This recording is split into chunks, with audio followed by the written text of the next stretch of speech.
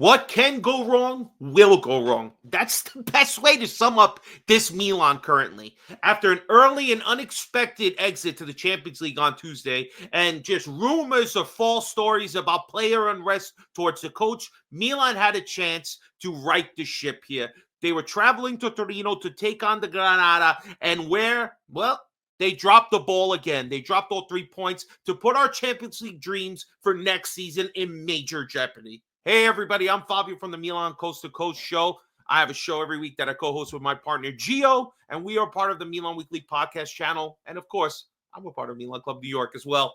Guys, I'm the guest creator this week for the match against Milan and Torino. As you know, Kush is away for the next month.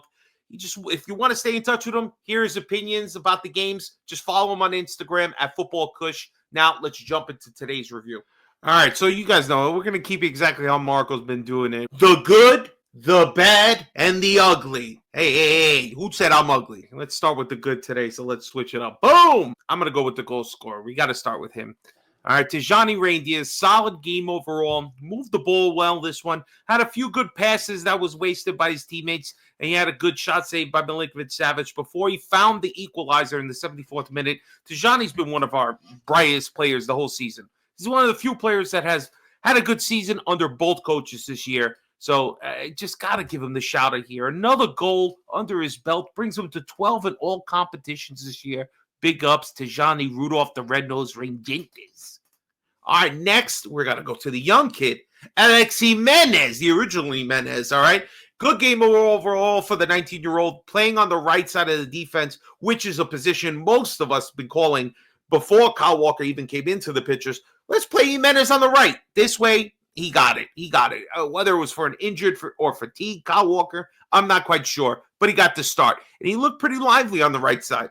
He was trying to create some crosses. He tried to create a lot of offense from that side. And it's his cross in the 31st minute that eventually finds Leao, whose header causes the handball. And that's pretty much his best highlight for this game. Lastly, it would be a bad form. If we're going to mention the good, you have to mention the good, even from the other side. And that has to be Mr. Buffon-esque every time he plays Milan. Milinkovic-Savic. This guy has just been out of his mind when he plays against Milan. And on top of it, besides the great saves he makes throughout the game, he makes a great penalty save on Pulisic. I mean, Milinkovic-Savic, your brother, and you've been killing me for years, buddy. All right, well, we did the good. Now it's time for the bad. Get that red light on like Kush would like. All right, let's start. Listen, Captain America, I hate to do it. Here's a brave new world, my friends, because Christian Pulisic finally missed a penalty kick, and damn it, this was the worst time to do it. He misses his first penalty kick of his career. Just wasn't good enough today. Besides all the drama Pulisic had to deal with this week alone, having to put a public statement out because these bozo reports been coming out with his issues with the coach, issues with the team. Pulisic had to put that all to bed, but unfortunately in the game, he didn't do enough today. Secondly, his partner from the other side, Rafael Leao, again, not a good performance. He just didn't look inspired today. He got outpaced by Lazaro on one play that really made him look bad. He did create the penalty, which is pretty much Rafa's highlight of the day. But other than that, he didn't do much to impose himself on the game. And a player like Leao, this is what we look for. You can't just do it against the Inters. You have to do it on the teams like this, against Torino, against the lower clubs where we need a big performance from you, Leao. We need you to impose yourself on the game. He's just not doing it. All right, and lastly, we got to mention Santi Jimenez, our striker, just not doing enough to get into the game today. Besides the one good chance that he gets his shot saved on by Milinkovic-Savic in the first half, there's very little to say about his performance. Again, when these four players in Leao, Pulisic, Santi Jimenez, and Joao Felix are on the field together, there's not much to say about the performance right now. It looks very uninspiring, and honestly, I never want to hear the term Fantastic Four ever uttered again about our Milan. No, thank you. All right, and lastly, Minchia che l'odio, the ugly. We got to start with Mike. Oh, my goodness, Mike.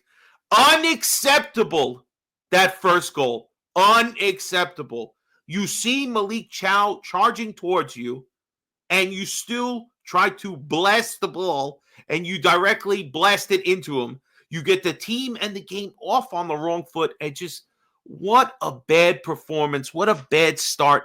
Mike has been making great saves for us, basically whenever we need them, but he's been sprinkling these really strange mistakes that have started to creep into all the Milan fan psyche. Now, we're almost expecting a horrible moment to happen, that a player that we thought was so solid at the back, who ever since he got that captain's armband, we believe it's been getting a little heavier on him, and it's just the mistakes are piling up. Before, we used to talk about Mignon's injury crisis, right? Always Mike would get hurt, go on the French national team, get hurt, not know what's going on. Now all of a sudden it's mental mistakes.